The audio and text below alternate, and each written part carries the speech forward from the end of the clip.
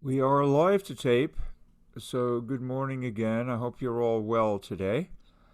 And we are in normal session this morning, as we will be again next Monday and the Monday after. The end of this week, Thursday and Friday, are Thanksgiving holidays, so technically there are no classes. But in order to sustain the sequencing of this course, the proper ordering of the lectures and the breakout groups, as some of you know, I will be giving class on Thursday for those who wish to attend. It's certainly not required on that day, but in order to maintain the sequencing and to conclude our topic for this week, I will both give a lecture at the appointed time on Thursday to my section M, but I will also take the additional measure of uploading that lecture to YouTube so that any or all of you who wish to view the second half of my treatment of the prisoner's dilemma on Thursday will be able to do so at your convenience. It's quite an important topic and one I think that will interest quite a number of you. So for that reason, I will take this additional measure of uploading my Section M breakout lecture to YouTube for the benefit of all the sections in the course. Okay, so that's a bit of housekeeping. Next Monday we resume as usual, and next Monday I'll be covering the last topic of this term. But today we're going to look at the prisoner's dilemma. Just let me ask you, I see some people are still joining. It's Monday. I guess a few people are a little bit late this morning, getting themselves going this week. Let me just ask if any of you have heard of or have been exposed to the prisoner's dilemma before. Just put a yes in the chat room if you have. Yes, Ashanti. Okay. And in what context? Can you tell me in which subject, which discipline you were exposed to it? Was it psychology? Was it economics? Was it something else? Microeconomics. Okay. Right. Good. It's a model that has broad application, as we're going to see shortly. It's a very rich model conceptually, and it applies to a number of fields, not only microeconomics, but also potentially to macroeconomics, also to political science, to evolutionary biology, to social psychology, to criminology, to philosophy, of course, to computing and gaming, and that's not all. So it's a model that may touch many of the disciplines that you're studying and maybe something you're majoring in. Has anybody else, aside from Ashanti, has anyone else heard of the prisoner's dilemma? Anybody else in the room today who's heard of it? It's not a prerequisite. I'm just asking out of curiosity. All right, well, that's fine. In the next hour or so, you're going to become very familiar with it, I promise. And it's, as I say, a very interesting topic. I'm sure some of you will want to pursue it further.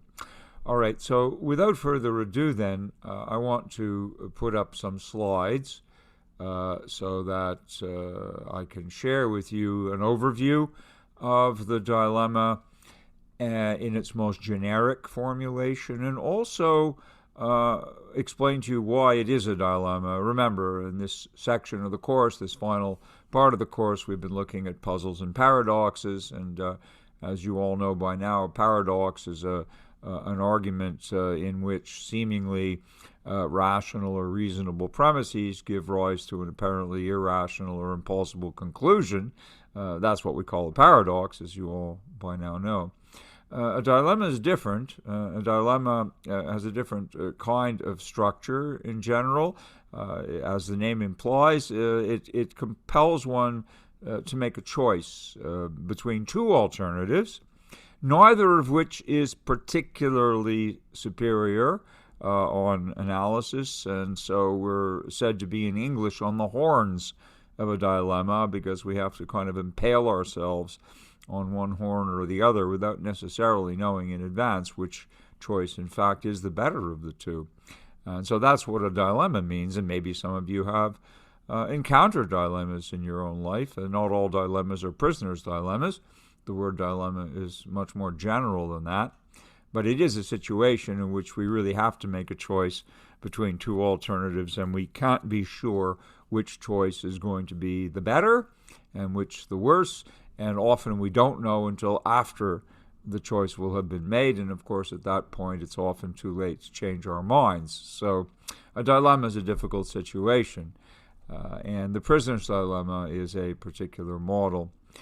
Before I actually show the slides to you, just let me ask you this, because maybe it may be the case that some of you have already encountered the prisoner's dilemma, typically on television cop shows, without ever realizing that that's what it's called. So let me ask this a different way. Let me ask you this, okay? Suppose that the police take two suspects into custody. All right, now this could be a perfectly legitimate arrest, or it could be, they could be arrested for political reasons. I'm not concerned with the actual facts or circumstances. I'm just asking in the most general way, suppose that the authorities take two suspects into custody. What's the first thing they do when they take two people in and arrest them? What is the first thing they do vis-a-vis these two suspects? Anybody know? Would anybody like to guess? Or have you seen enough cop shows? Yes, Sophie, that's right. On a good day, they Mirandize them in this country. Yes, they read them their rights, definitely. After that, what do they do with them? What's the next thing they do? Yes, do they ask? Yes, Ashanti, they ask questions, but do they ask them questions in the same room? No, what do?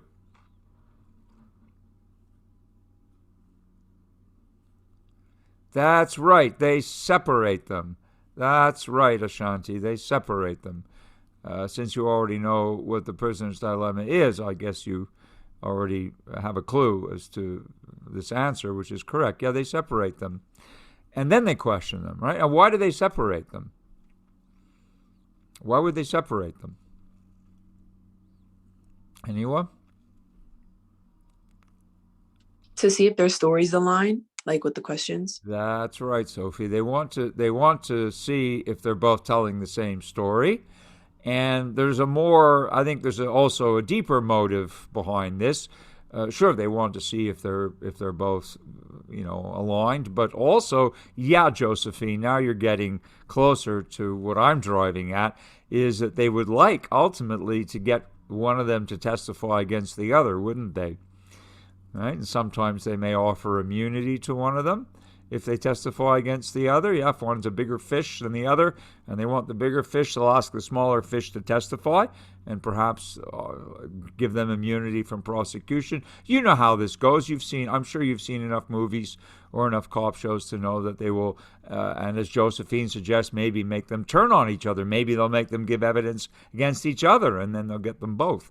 So that's one very good reason, or two very good reasons, rather, why they will separate them. Yes, that's right, Josephine. That's very important. They will usually tell them the other one already started talking. Correct. They'll tell you that your accomplice has already sold you out, so if you keep quiet, you're going to bear the brunt of the charges, right?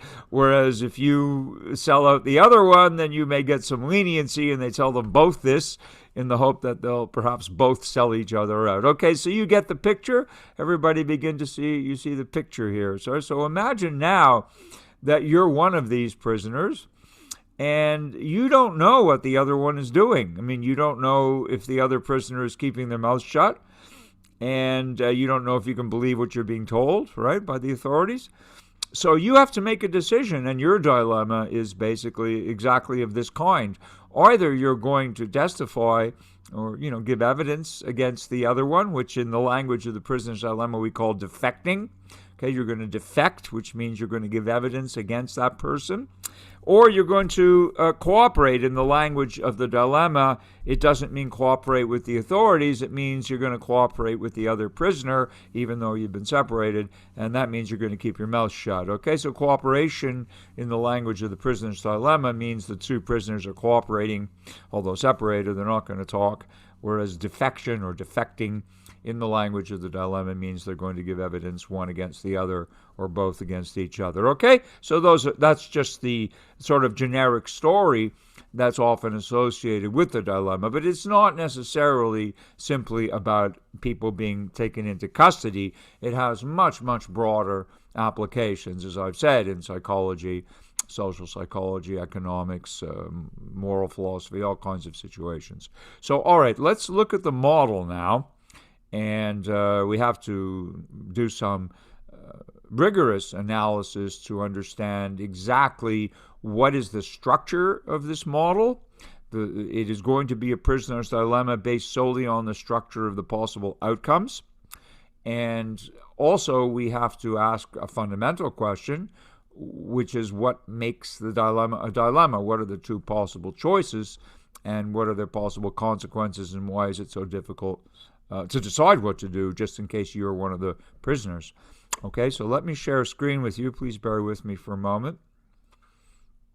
And I pulled this up, so I'll just share the screen if I'm able, and then we'll get down to business.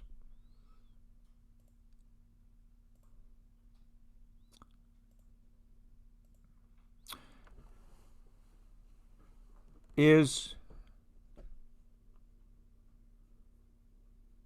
a little bit slow today. Now it seems to be loading. Are you able, just someone speak and say if you're able to see Yep. it? Yes? Okay, thank you. All right, so the prisoner's dilemma.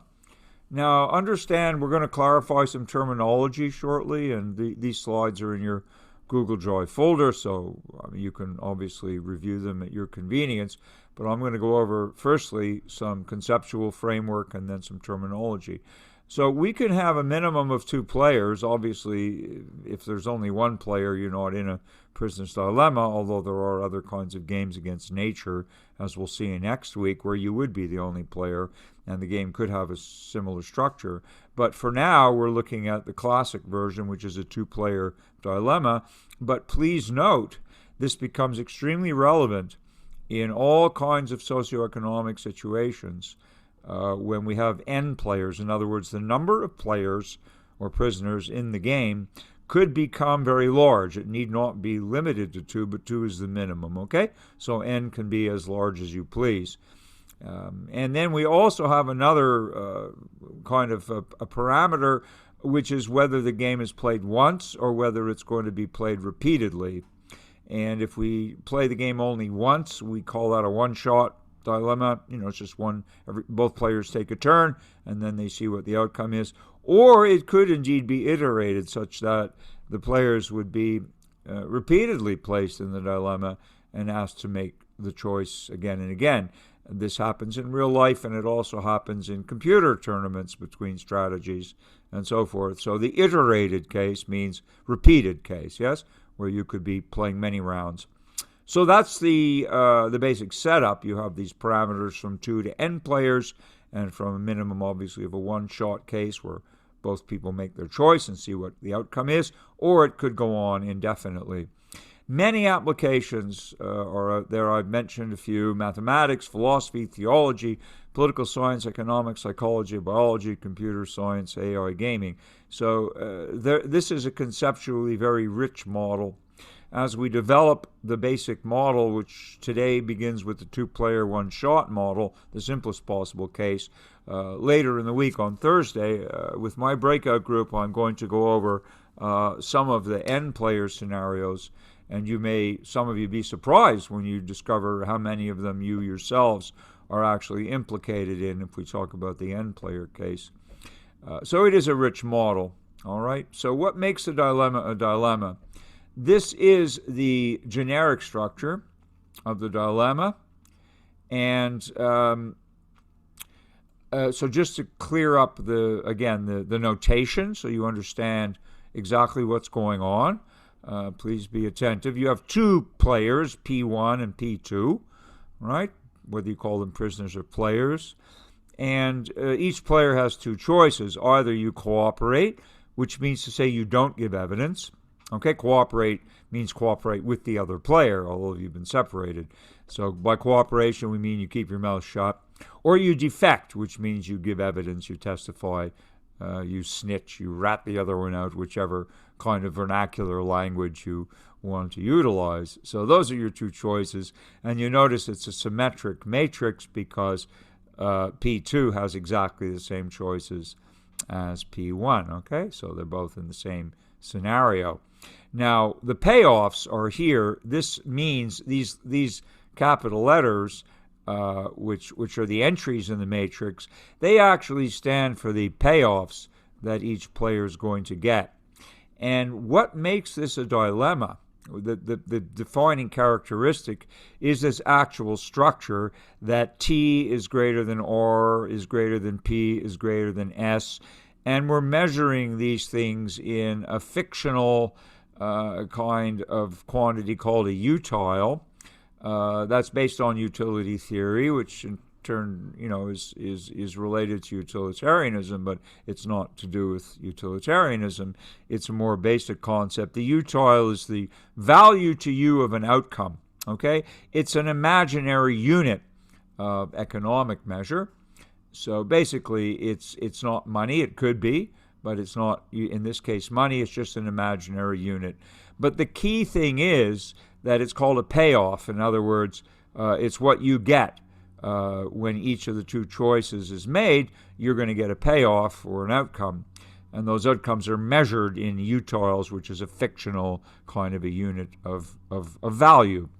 So T is the largest payoff, and it also stands for the temptation to defect. Because if player 1 defects and player 2 cooperates, then player 1 gets the biggest possible payoff and player 2 gets the worst possible payoff, which is S, the sucker's payoff. Okay? So T is the temptation to defect, which is always there in the dilemma. R means the reward for mutual cooperation, because it's the best overall outcome. If both players get R, if they both cooperate, they both get a reward for mutual cooperation, and that's the best overall outcome. P, in this case, means the punishment for mutual defection. If they both defect, then they're going to get a pretty bad outcome. Okay, they're both going to get a punishment in a sense, whatever it may translate into. And of course, S is the worst for each individual player. If you cooperate, but the other player defects, then the other player gets the biggest payoff, and you get the worst, or the smallest payoff. Okay? So is that clear? That's the structure. And anytime you see a two-person game that incorporates exactly this transitive ordering, then it is by definition a prisoner's dilemma. If there's any other kind of payoff structure which violates this ordering, which is different from this ordering, then the game is definitely not a prisoner's dilemma. So this is really the defining characteristic. Two players in the simplest case with the same set of choices, and that is going to be always the transitive ordering of payoffs that makes it, by definition, a prisoner's dilemma. Is everybody clear about this so far? That just sort of settles the, okay, yes, Ramses, it's going to get more interesting, I promise. It's going to get even more interesting in a few minutes. All right, so that's just the basic, what we call the generic model, all right? And if you're clear about this, nothing's going to change in what I'm going to show you. We're just going to subject this now to some critical thinking, some analysis, which will illustrate exactly why the dilemma is a dilemma, although I'm sure many of you already intuitively understand that it is. But we're going to show that you have good reasons to cooperate, but you also have good reasons to defect. And of course, that will apply to both players. So it's truly a diabolical situation. You can't know what's best until you actually make your choice. All right, here are just some numeric illustrations. I'm not changing anything here, just plugging in some numbers which stand for the values in an abstract way, right? They stand for the values of the payoffs. In some scenarios, it will be translated into maybe money or translated into jail time. So, if you both remain silent, they let you go. So that's a +3, just arbitrarily. If you defect, if you're player 1 and you defect and player 2 cooperates, then you get let go and you get a bribe. They may pay you something on top of your freedom, so that's a 5. Whereas the other player is going to get a sentence, probably get convicted and get sentenced, -3, right? And similarly with the symmetric outcome, if player 2 defects and player 1 cooperates, then player 2 gets a reward plus freedom. Player 3 probably gets a jail sentence. If you both give evidence against each other, then of course it's less credible because the testimonies can be called in question. If you're both pointing the finger at each other, then the case loses credibility, but they might get you both and you get a lighter sentence. So that's just how these utils might translate into real-world outcomes, but the arithmetic differences give you the sense of how it works, and they're preserving, as always, this transitive ordering, which makes it a dilemma. Okay, so you can plug in any numbers, but that's basically how you might want to illustrate it in a quantitative sense. All right, so what we discover is something really interesting. If we take 2 players and we play the game over and over again, or if we take a large number of players and we play the game in pairwise, we just keep playing with different players, we discover that the 2 symmetric states of the game where both people cooperate, or in fact both people defect, these turn out to be what we call strong attractors in the model. In other words, people are going to end up in one of these 2 states more often than not. I mean, this is an empirical finding. There's nothing in the theory that predicts this, but we find empirically that these 2 asymmetric states are less often achieved, and more often than not, particularly if players are in an iterated game where they play each other over and over again, eventually the odds are they're going to lock into either a perpetual sequence of mutual cooperation or they're going to get a perpetual sequence of mutual defection. That's just what we find experimentally, okay?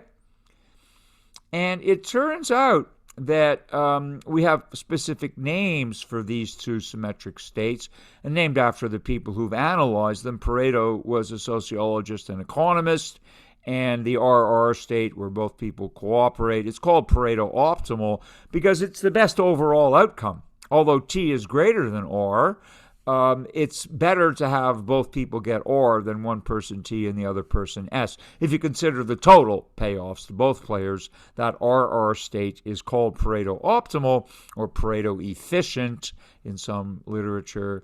That's because it's the best overall state for both players. Whereas the PP state of mutual defection is called the Nash equilibrium. And that, some of you may already know, is named after the economist John Nash, who's the one who coined the term. And the Nash equilibrium is rather diabolical because once you get locked into there, it's very difficult to escape in an iterated game. Why? Because the definition of the Nash equilibrium is that you cannot improve your position by changing your choice if the other person doesn't change their choice. Suppose you're player 1 and you defect, and then you discover that player 2 defects, so you're both here. Now, suppose you'd rather move to RR. Well, that means you have to cooperate, right? But if you cooperate as player 1 and the other player doesn't, then you're going to get a worse payoff. They're going to get a better payoff. You're going to get a worse one. So the Nash equilibrium tells you can't improve by changing your choice unless the other person changes their choice too. And you could never be sure what they're going to choose at a given time. So this is something that a lot of people will end up in, this Nash equilibrium. It is an equilibrium because it's hard to move from it, although it's obviously far from advantageous to both players. They're both getting punished, essentially. Okay, so these are 2 strong attractors in the model. Are there any questions about that, or shall we? Is this all clear so far? Yes? Okay. Very well. So let's now start to ask a deeper question. Why is it really a dilemma? And that's the big thing I want you to understand this morning. And really understand it in a rigorous way, not in a generic way. So there are two conflicting principles of choice from the point of view of game theory or decision theory, or in philosophy we call it rational choice theory. And there are two principles which, for different reasons, are both rational, but they're going to lead to divergent choice for each player. And that's what ultimately gives rise to the dilemma.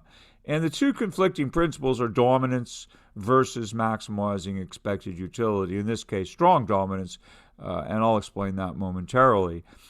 As far as maximizing expected utility is concerned, it's an interesting notion that we probably, most of us, are utility maximizers. And what it means to maximize expected utility is simply to choose the outcome that you think is going to give you the best result, or rather make the choice, maximizing expected utility in informal language, it means make the choice that you think will give you the best result. Yeah, that should be fairly straightforward.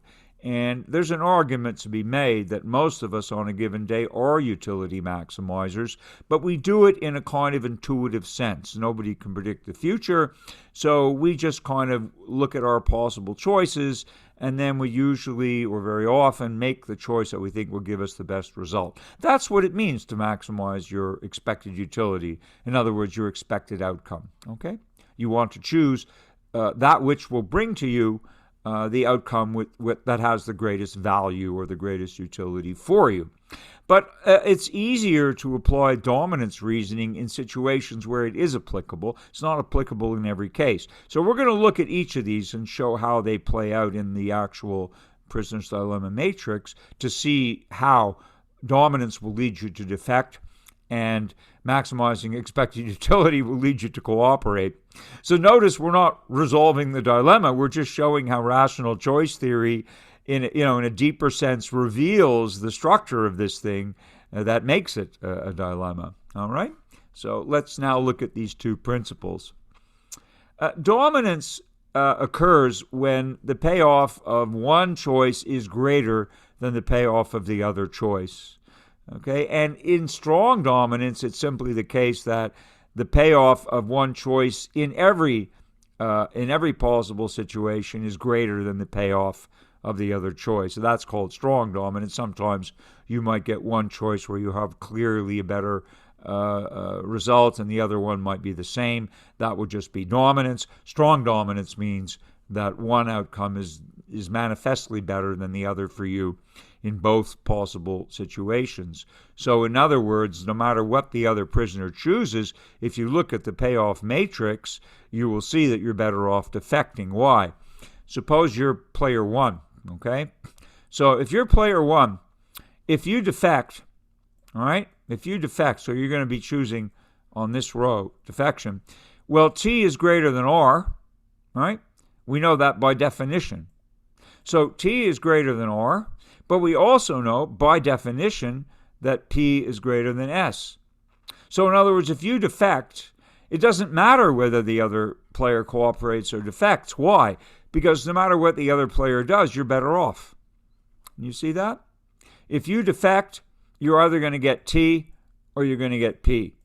But if you get T, it's better than getting R, and if you get P, it's better than getting S. So therefore, defection is strongly dominant. Again, no matter what the other prisoner chooses, you're better off defecting. Do you see the logic of that? It follows exactly from the structure of the payoffs, right? Does everybody see that? That you're better off defecting? Yeah, you could say that cooperation is high risk, Ramses. You're getting a little ahead of us.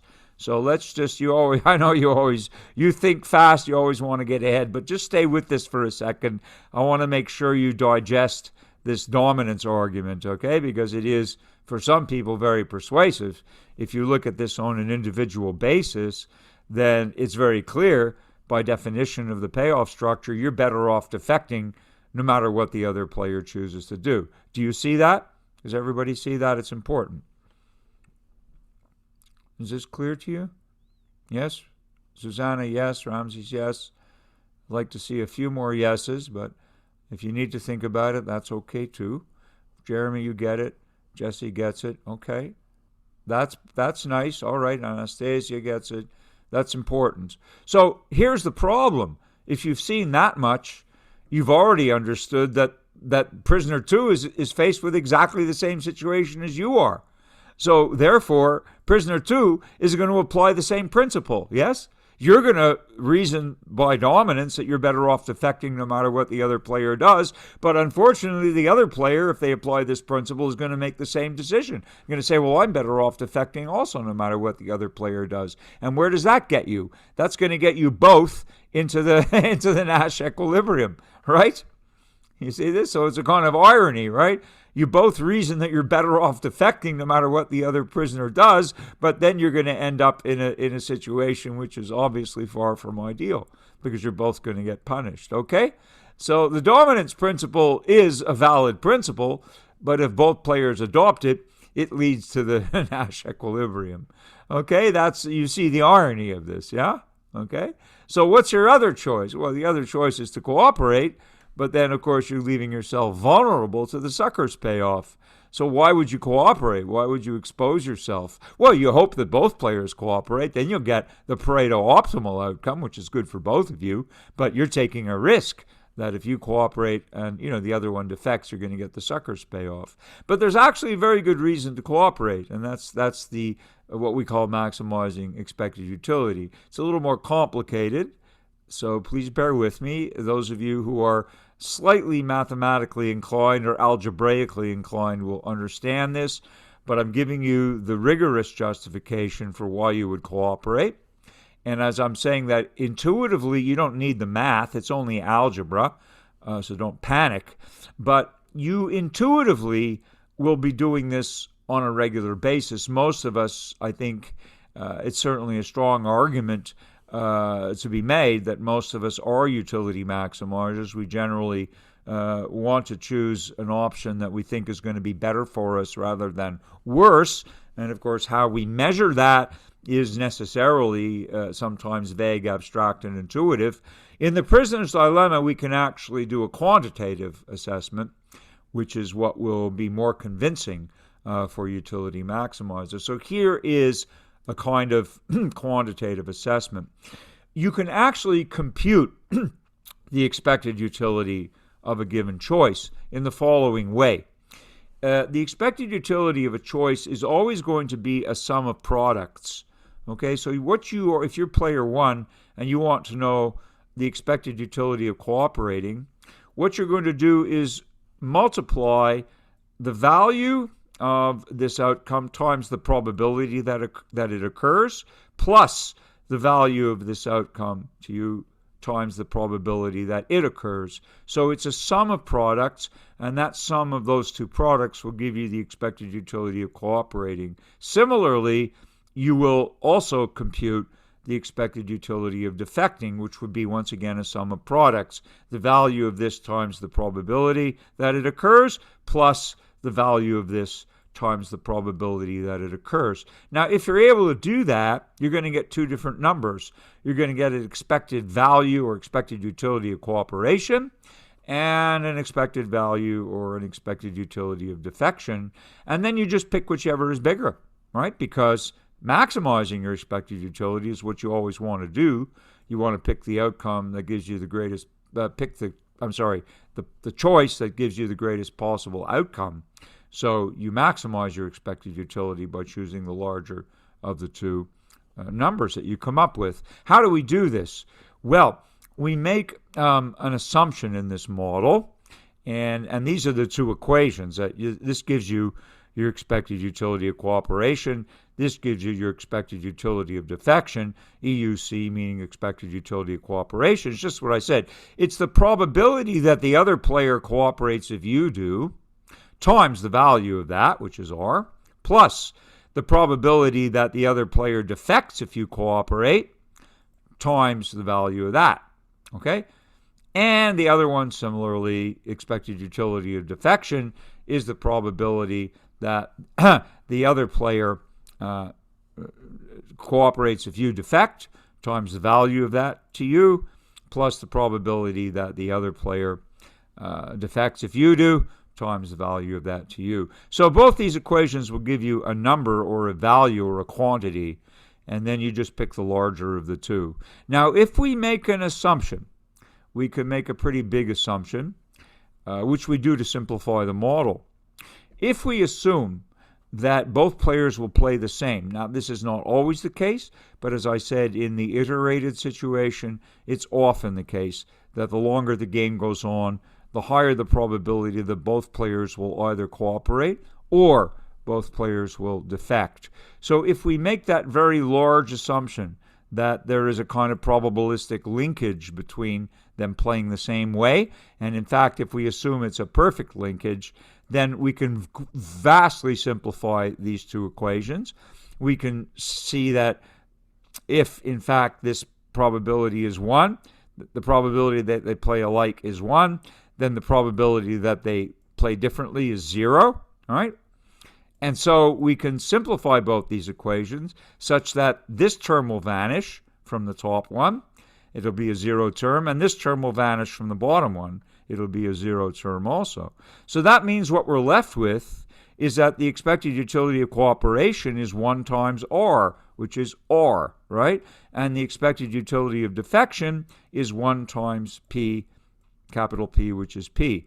So you can then remember that by definition, R is greater than P. So if your expected utility of cooperating is greater than your expected utility of defecting, you're going to choose cooperation.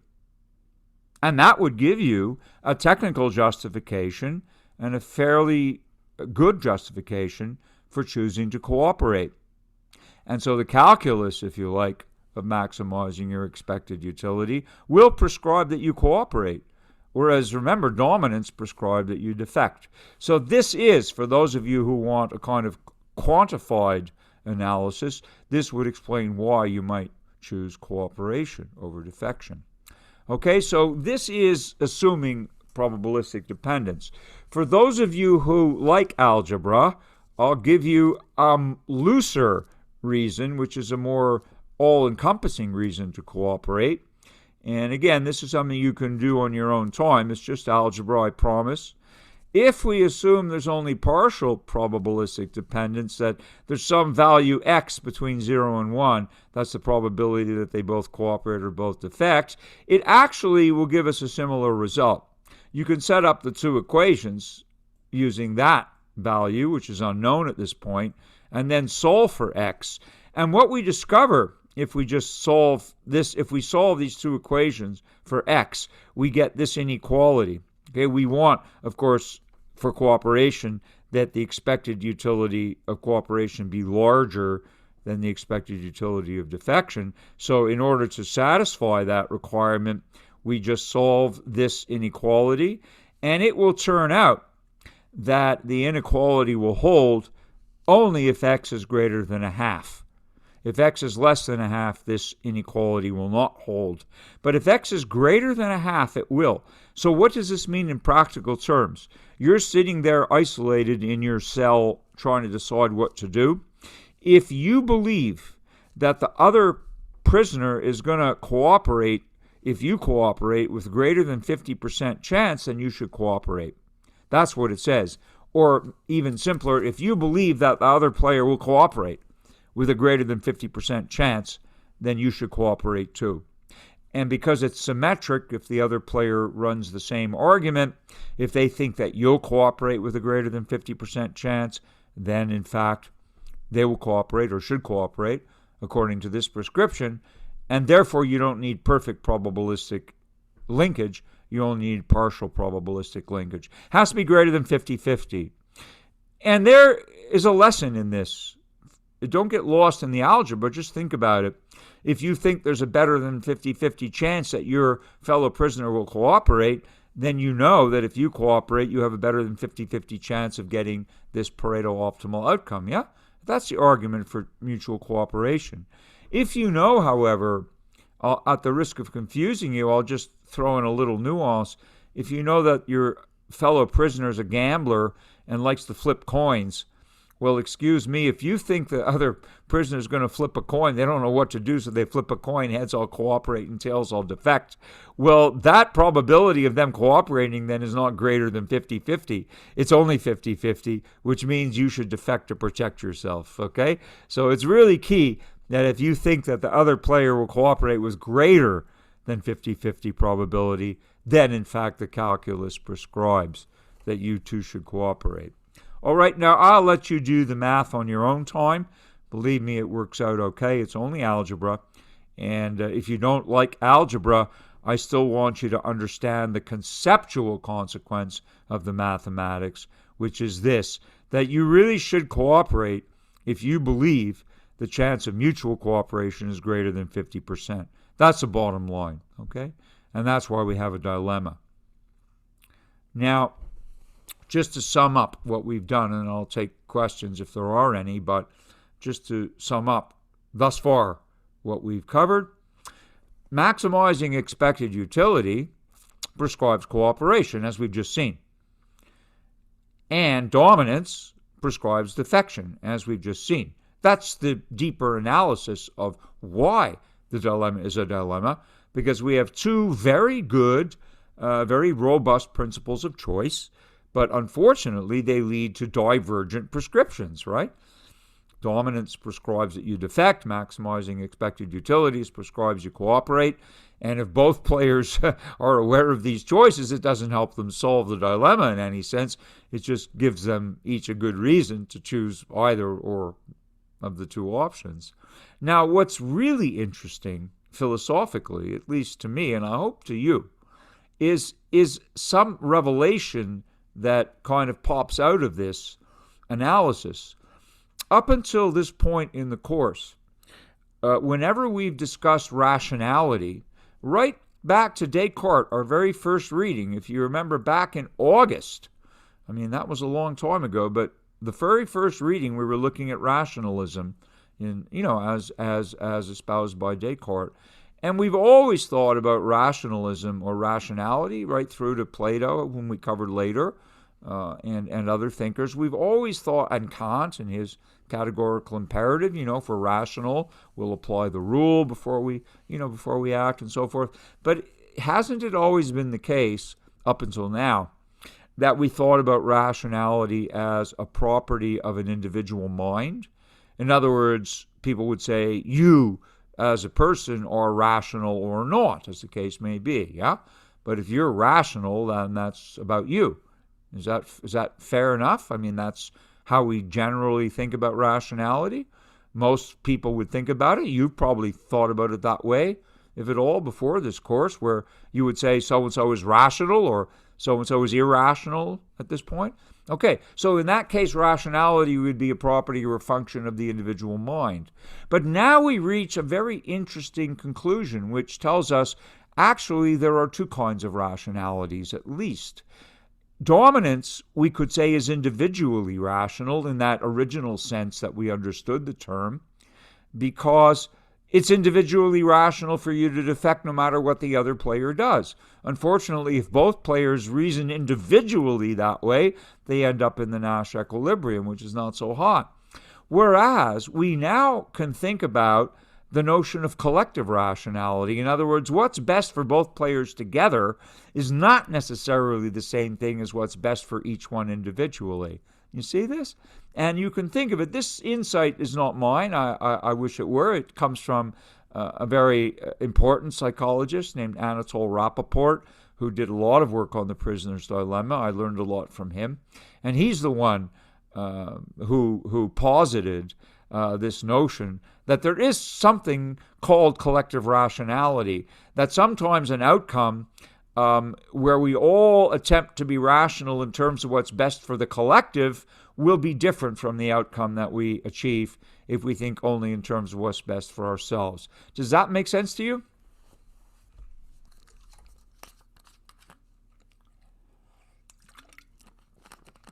Anybody? Yes? No? Maybe?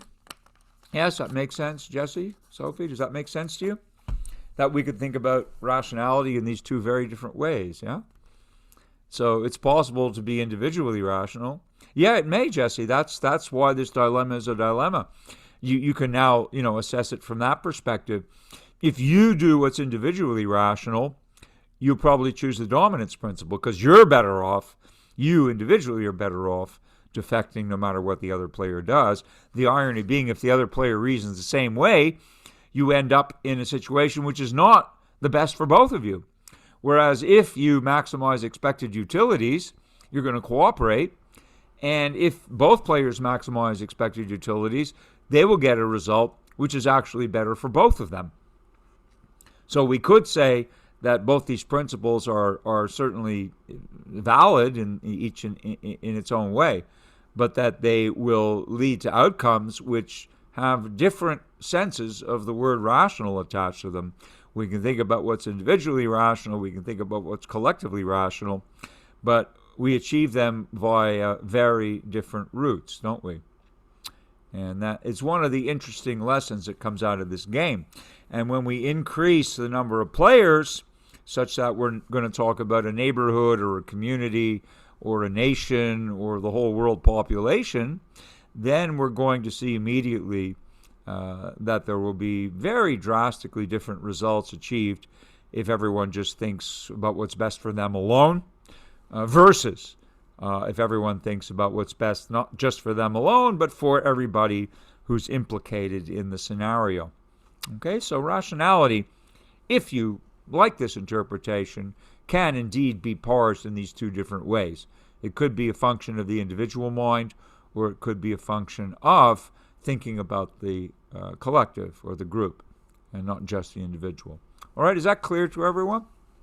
That's just an interpretation that's being placed on these two attractors in the model, the Pareto-optimal versus the Nash equilibrium outcome. Okay, is that clear? Is that fair enough?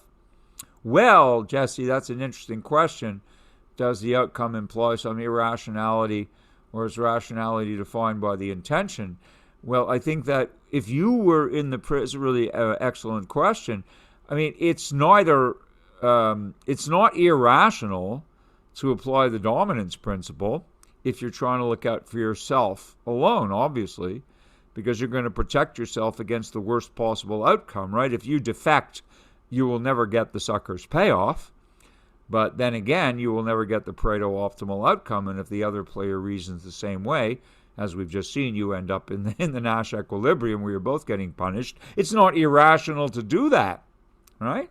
So it's not like we have a universal metric that we can hold decisions up against and say, oh, that was a rational choice. Oh, that was an irrational choice. No, that's the interesting thing. So rationality is not universally measurable in this sense. The dilemma shows us that there are different ways of being rational.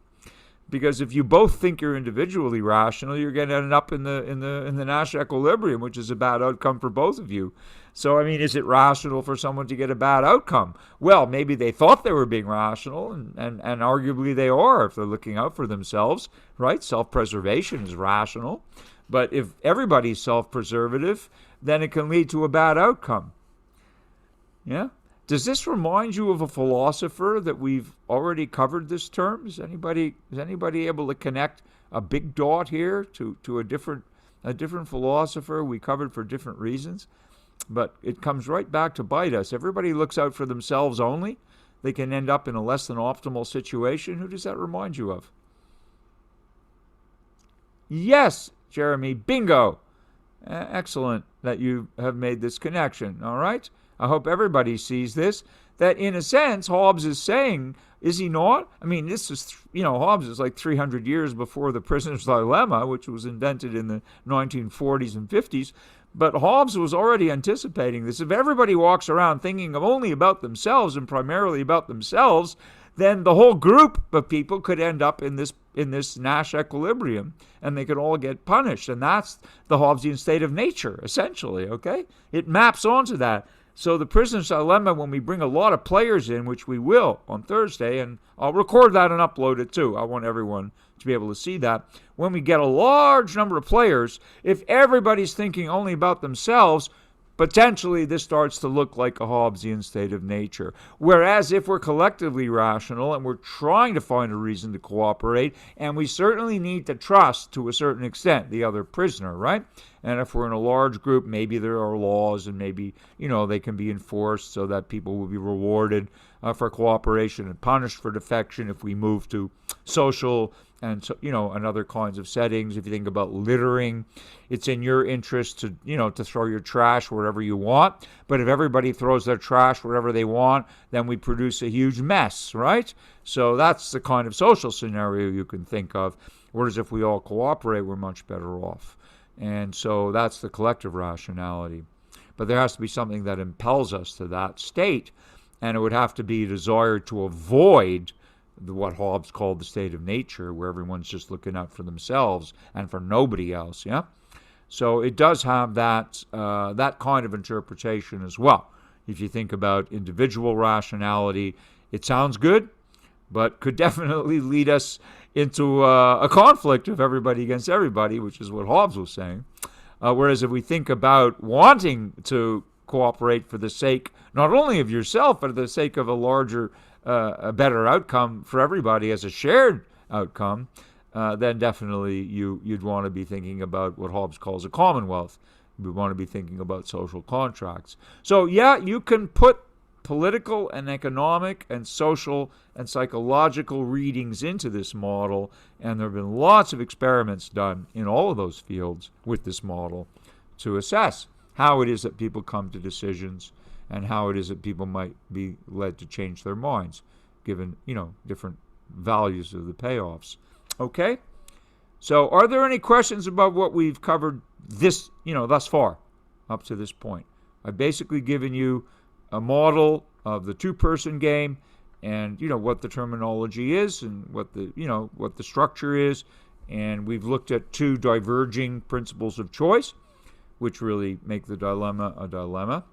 And it's not rational to choose more rational to choose one over the other. It's a question, if you want this interpretation, it's a question of which form of rationality is going to be better. Maybe you're still an individualist and you'll take your chances, hoping the other person cooperates. That's what we would call exploitation, right? If you think that, let's say you're in a desert island with 10 other people, and 9 people decide to cooperate and you decide to defect. Well, you might temporarily be better off. You might be exploiting the others in a certain sense. But in the long run, that might not be the best thing to do. Okay? Any questions about this? What we've done so far?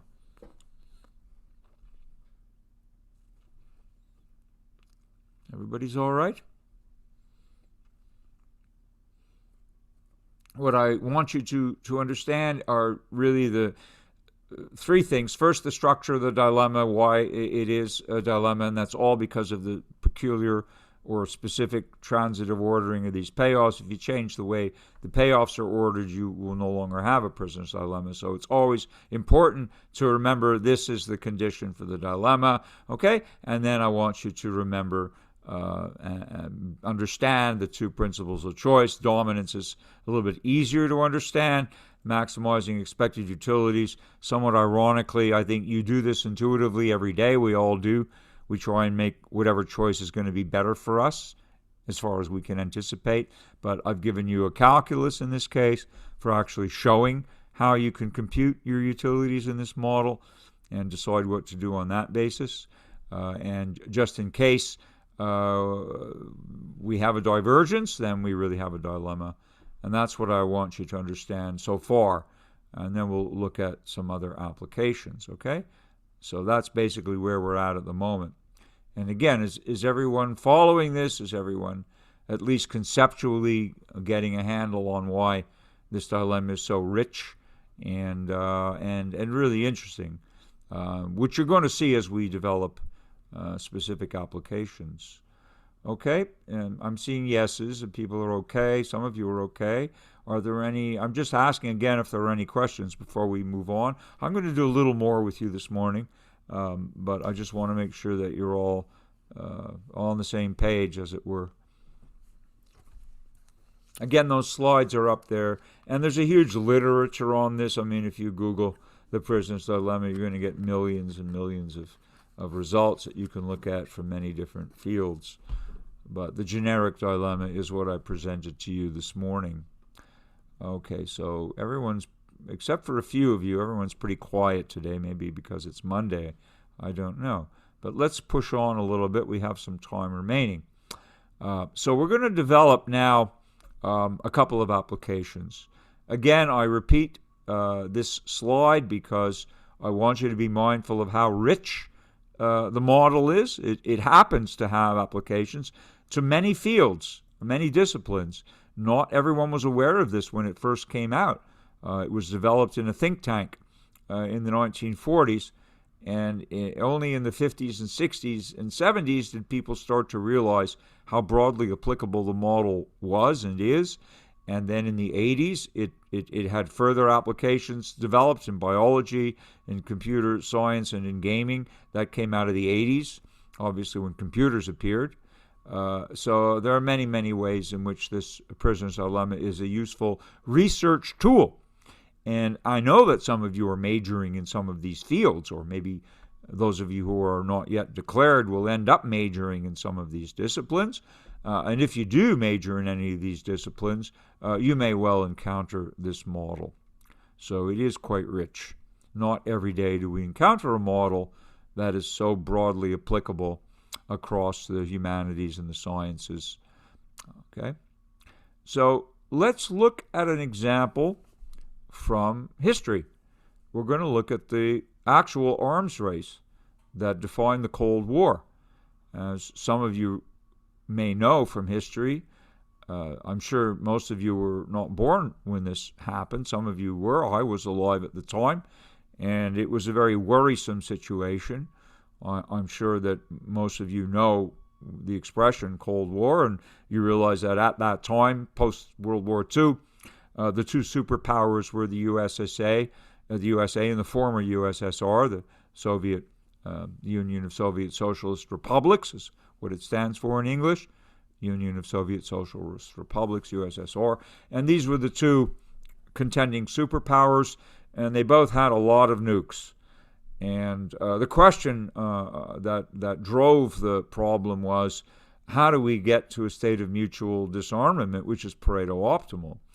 Would in fact the opposite thing happen. We got into an arms race, yeah? And there were so many nukes piled up, and I'm sorry if I cause you to lose any sleep. There still are. I mean, the Cold War's over.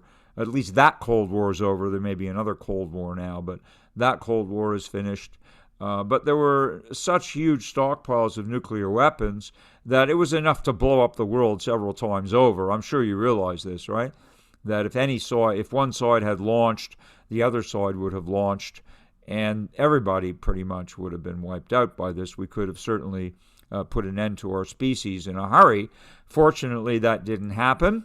Now we have other more clever ways of doing things, like viruses, but hopefully that won't get worse either. I'm sure there are more deadly viruses in labs that we certainly hope will not be released either accidentally or on purpose. But you see, we have this threat. Science gives us so many benefits, and it's undeniable that we've made enormous progress in a lot of very positive ways by good science, but also it's a two-edged sword. Science also can be used to develop weapons and to weaponize things, and so that's always a threat to us. But if you look at the arms race, each one individually was reasoning that we have to protect ourselves. The USA military strategists and the USSR military strategists were in a prisoner's dilemma because they said we need to be armed. Why do we need to be armed? In case the other side launches. If we disarm, let's say the USA said, okay, we're going to disarm unilaterally because we just don't want to be involved in this. It's expensive, it's dangerous, so let's disarm. Well, if the USA disarmed and the Soviet Union stayed armed, then they could launch, right? They could launch their nukes and destroy us. That's the sucker's payoff in spades, right? And then they would win. But that's, of course, a symmetric argument. The USSR was saying, wait a second, if we disarm, and the USA stays armed, then they could launch against us, and then they're going to win, and we're going to get the sucker's payoff. So to avoid the worst possible outcome, they both decided that they have to arm. In other words, they defected. They both defected by arming. But by arming, they drew themselves into this into the Nash equilibrium, not the Pareto optimal outcome. Why is this a Nash equilibrium? Well, it's bad because it costs a lot of money. Stockpiling all these nuclear weapons made their military budgets huge and almost unaffordable, certainly for the USSR. Our economy was stronger, so we could do it for longer, but the USSR found it increasingly difficult. And the USA didn't like to do it either, but they were trapped in this Nash equilibrium of mutual armament. It was called deterrence theory, right? The idea was as long as we had nuclear weapons, then they couldn't launch, because even if they launched first, we would detect the launch, and even if we got destroyed, then we would launch too and destroy them, so no one could win. And the acronym for this was Mutual Assured Destruction. Yeah? It was MAD, M-A-D, because it was guaranteed that if one side used their nukes, the other side would use their nukes, and everybody would lose. But how do you get out of it? Why didn't they get out of it? Because what they want to do is to get from this Nash equilibrium, which is expensive and dangerous, to a state where there's disarmament. So all that money, imagine those billions, maybe trillions of dollars, could have been used for health, education, welfare, things to improve the quality of life of citizens, which we would think is a good thing. But how do you get from the Nash equilibrium to the Pareto efficient outcome? Well, you have to be trusting the other side. If you unilaterally disarm and the other side doesn't, then once again you could end up with the sucker's payoff. So that's why there were so many talks, so many treaties, arms limitation treaties, so much mistrust. And it was really difficult to get to this state. We're not really at this state because there are still nuclear weapons out there. We have more actors than ever. But at the time of the Cold War, which was the early 60s, late 50s, early 60s, these were the two biggest possessors of nuclear weapons, and the Cold War was really the standoff between these two. But do you see how it's a prisoner's dilemma? There's no easy choice. You both want to disarm, but ironically, to protect yourself, you reckon you're still better off arming. So dominance was the strategy that won out until enough trust was developed to start disarming a little bit and moving toward this Pareto efficient outcome. But it didn't really completely work because we still have nuclear weapons, and so do they. Okay? But you see how that is a classic example in political science of a very big prisoner's dilemma involving two superpowers. Yeah? I'm stopping the share now for a moment. I just want to see if you realize how that example is a prisoner's dilemma. Is that clear to you?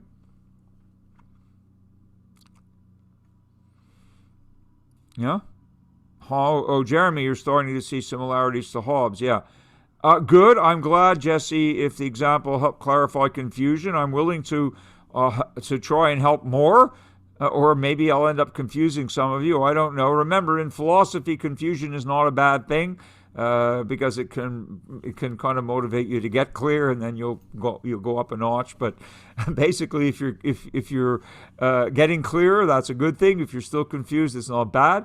The slides are all there. This is going to be recorded. It's being recorded. You can watch the lecture again and gain or look at some other resources and gain some clarity.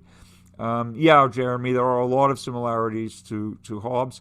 I mean, Hobbes didn't know about this model, but essentially a Hobbesian state of nature is one where you have a lot of players all defecting, right? Whereas a commonwealth is where you have a lot of players mostly cooperating. That's how it works. We're going to look at this in much more detail on Thursday. Okay, so are there any more questions about this? I want to see if others like Jesse were helped by this. No, it wasn't, Ramses, interestingly enough. That's a good question, too, and an interesting one historically. No, the people who invented or discovered the prisoner's dilemma, it was somebody named Drescher, who I think was working for RAND Corporation, the very famous think tank that employed a lot of mathematicians. And it was an idea that got developed primarily in mathematics. I think that was initially the impetus. It was thinking about strategic scenarios and trying to model different scenarios in the 40s. And they came up with it. I doubt very much if the mathematics experts who developed this initially had read Thomas Hobbes. I don't think they did. But as soon as the dilemma became better known and started circulating in the academy, and then we had economists and social psychologists and philosophers looking at it, then clearly the philosophers made the connection. The rational choice theorists, who are sometimes mathematicians, sometimes philosophers, made the connection immediately that actually the n-person dilemma is actually a Hobbesian situation, that we either end up in a state of nature or a commonwealth, depending on what the majority does. So it wasn't deliberately built off Hobbes, but it turns out that you can credit Hobbes for having had, if you like, the foresight accidentally, or just because he was a very brilliant guy, to have anticipated this model. Okay, so good question. Anything else that you want to ask?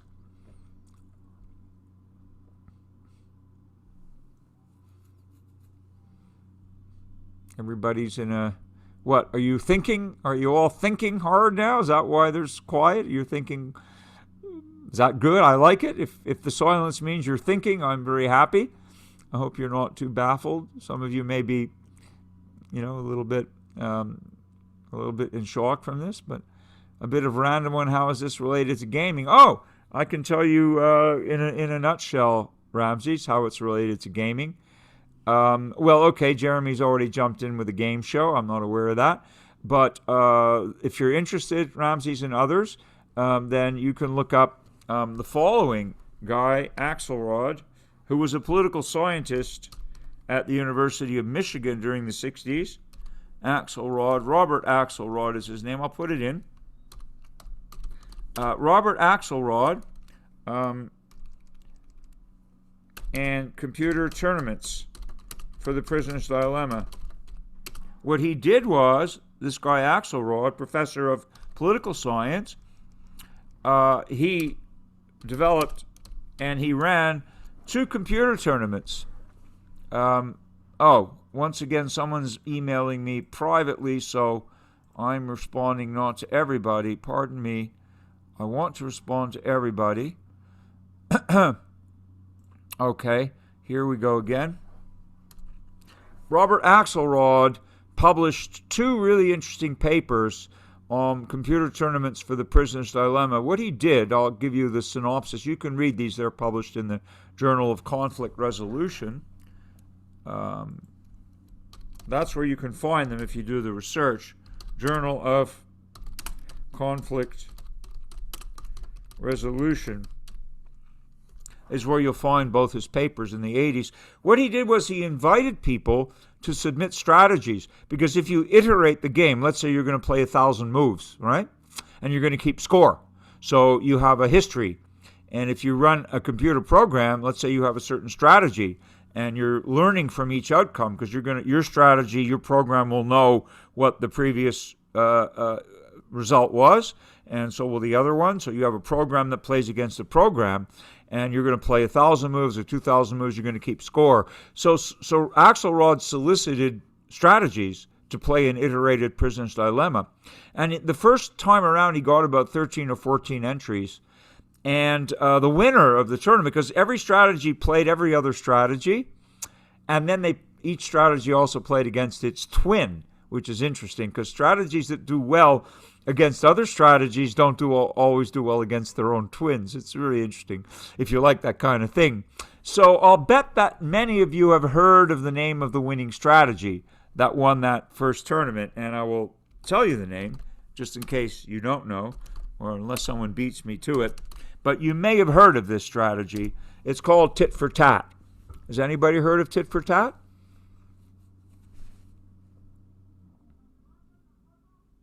I guess not. Well, now you have. And you have. Okay, well, there you go. Well, I'm giving you the origin of it. Okay, you've heard the phrase. Okay, so good. And the origin is that it was Anatole Rappaport. I had mentioned his name to you. I'll type it in now because he's done a lot of work on this. He was, as I say, a psychologist. He was also a friend or a colleague of Axelrod's at the University of Michigan. And he published a number of books on the prisoner's dilemma, social psychologist. So Rappaport came up with that strategy. And it's very elegant because it's a simple, effective strategy. Tit for tat is as follows. You cooperate on the first move. Okay, so you initially want to be cooperative. You cooperate. And then you play on your next move whatever your opponent played previously. So if you cooperate and your opponent cooperated, you cooperate again. Okay? If you cooperate and your opponent defected, you defect. And you will just keep mirroring back. Whatever your opponent does previously, you play next. And that strategy is elegant and simple and turns out to have some properties which actually helped it to win that first tournament. Although Axelrod says the following thing, and it's interesting to note, that he gave a sample strategy because these had to be sent in as computer programs, or whichever language he was running them in, and he gave a sample strategy to show people how to format their program. And he said if anybody had clipped the sample strategy and mailed it in, that would have won. What nobody did. It was actually tit for two tats, but there were all these different strategies that people came up with. So that's the relation to gaming, okay? You want to sit around and come up with strategies for winning against unknown strategies. You're going to throw all these strategies into an environment and have them compete against each other and see who gets the best total score. Then you're going to evolve basically different kinds of properties that will conduce to being successful or not. The second tournament he held had 63 strategies. A lot of people were impressed with this, interested in this. So he ran a second tournament with 63 strategies. And Anatole Rappaport's strategy won that tournament too. Tit for tat won both tournaments. But you need to understand something because there's a kind of a myth. Just so for the sake of myth busting this morning, I need to tell you that do not conclude, please do not conclude, as many people made the mistake of concluding, that tit for tat is the best strategy for prisoners' dilemmas. It's not, because there is no best strategy. The dilemma remains a dilemma.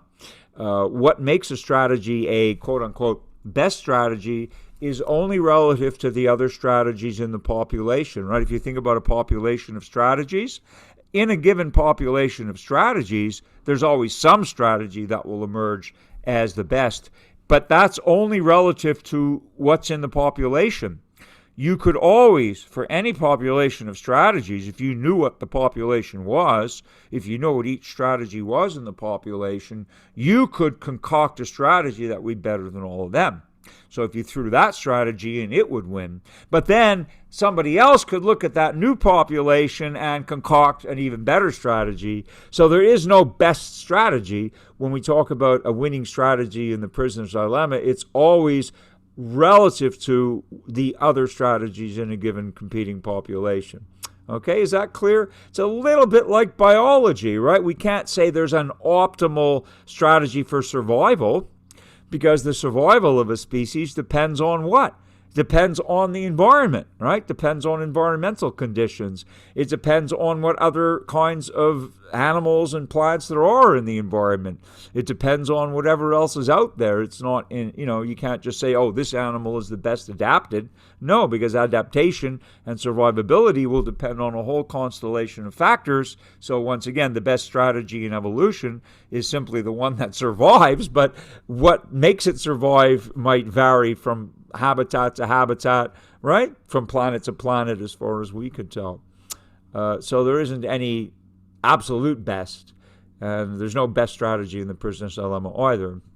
To prove that, I actually ran a third tournament where I concocted a strategy that actually beat tit for tat and beat all the best strategies from the first two tournaments, just to prove this point. Axelrod said it in his papers that he published. He said there's no best strategy independent of environment. And that's absolutely right.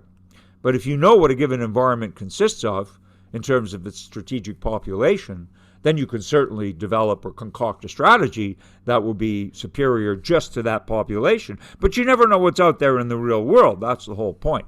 There's no absolute best strategy in the prisoner's dilemma, just like there's no absolute best choice in the prisoner's dilemma. It's always going to depend on what the other prisoner does, right? The outcome that you get is not just dependent on you. By definition, the prisoner's dilemma is a game in which the best outcome is always going to depend on what everybody else is doing, not just you, right? Okay, is that fair enough?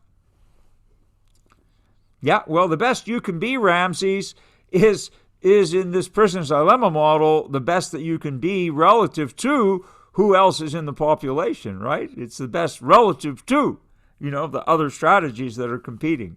Yeah, or in the two-person case, the best outcome is going to be relative to the other player too. If the other player is someone who defects all the time, if the other player is just somebody who defects all the time no matter what, then your best strategy is defect. You have to protect yourself against the sucker's payoff, yes?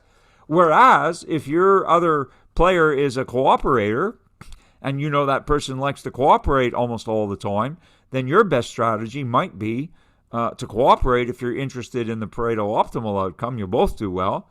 But if you're an exploitive type, if you want to exploit people, and you come up against someone who cooperates all the time, then you might be tempted to defect in order to get the biggest payoff and give them the worst one. So again, what the best choice is not up to you alone.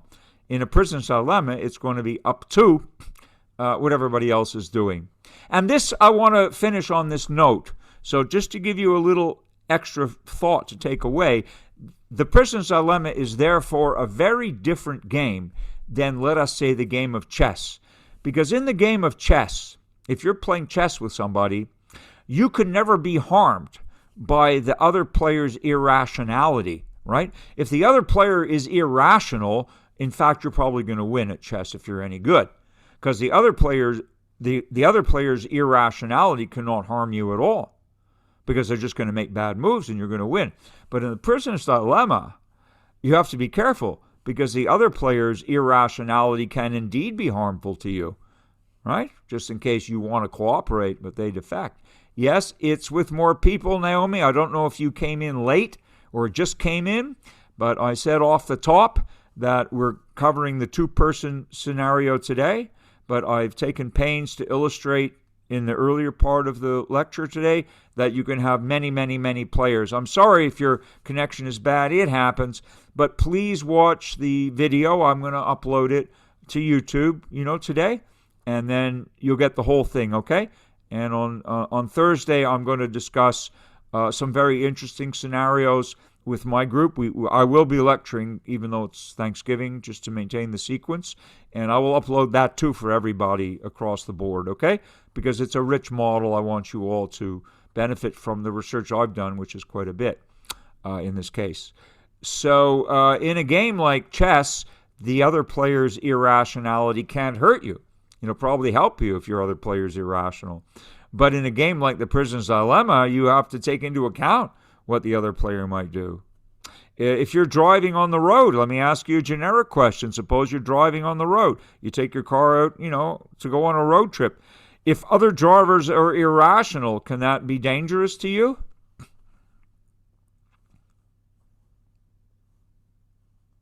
Absolutely. Of course you say.